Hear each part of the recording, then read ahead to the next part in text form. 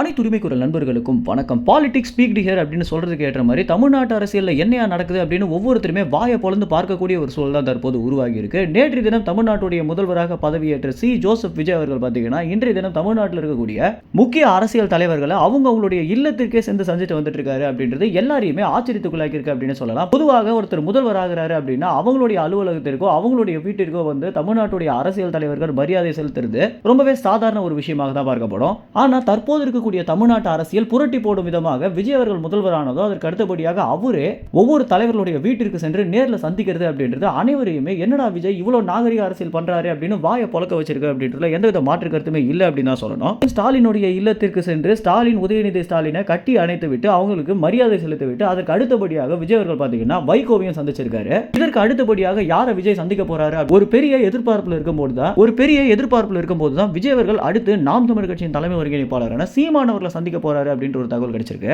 விஜயுடைய தந்தை ஏற்கனவே விஜய் அவர்களுக்கு ரொம்பவே பிடித்தமான ஒரு அரசியல்வாதி அப்படின்னா சீமானவர்கள் தான் அப்படின்றத பல இடங்களில் பதிவு பண்ணிருக்காரு அப்படின்னு சொல்லலாம். இதற்கு அடுத்தபடியாக விஜய் அவர்கள் சீமான சந்திச்சு நிறைய அரசியல் விஷயங்களை பேசிய பிறகு அவங்க இருவருக்குமே ஏகப்பட்ட முரண்பாடுகளாக மாறி தற்போது தமிழ்நாட்டு அரசியல் களத்தில் எதிரெதிரே நின்றுட்டு இருக்காங்க. இருந்தாலும் விஜய் அவர்கள் சீமான் மேல கொண்ட அதீத மரியாதை காரணமாக சீமானுடைய வீட்டிற்கே சென்று மரியாதை செலுத்த போறாரு அப்படின்னு தெரிய வந்து சீமானுடைய பேரை கூட குறிப்பிடாம கடும் விமர்சனத்தை முன் வச்ச விஜய் அவர்கள் தற்போது சீமானவர்களுடைய வீட்டிற்கு போக போறாரு அப்படின்னு நியூஸ் வந்ததுல இருந்தே பாத்தீங்கன்னா எல்லா நியூஸ் சேனலுமே சீமானுடைய வீட்டில் தான் இருந்துட்டு இருக்காங்க. என்ன நடக்க போகுது, அடுத்து என்ன நடக்க போகுது, விஜய் அவர்கள் சீமானிடம் என்ன பேச போறாரு, உண்மையிலேயே வர போறாரா அப்படின்னு பல கேள்விகளை அடுக்கடுக்காக நியூஸ் சேனல்கள் தற்போது வச்சுட்டு வந்துட்டு இருக்காங்க. இது ஒரு மிகப்பெரிய பேசும் பொருளாக மாறி இருக்கு. இப்போ வரைக்கும் இந்த நியூஸ் பாத்தீங்கன்னா 100% கன்ஃபார்ம் ஆகிருக்கு அப்படின்னு தெரிய வந்திருக்கு. அது மட்டும் இல்லாம இந்த ஒரு நியூஸ் தெரிஞ்சுக்கிறதுக்காக அனைவருமே தற்போது லைவ்ல உட்கார்ந்துட்டு இருக்காங்க. அடுத்தடுத்து என்ன நடக்க போகுது அப்படின்ற எல்லா தகவலையுமே நீங்க உடனுக்குடன் தெரிஞ்சுக்கணும் அப்படின்னா உரிமை குரல் சேனலை சப்ஸ்கிரைப் செய்யுங்க. நன்றி, வணக்கம்.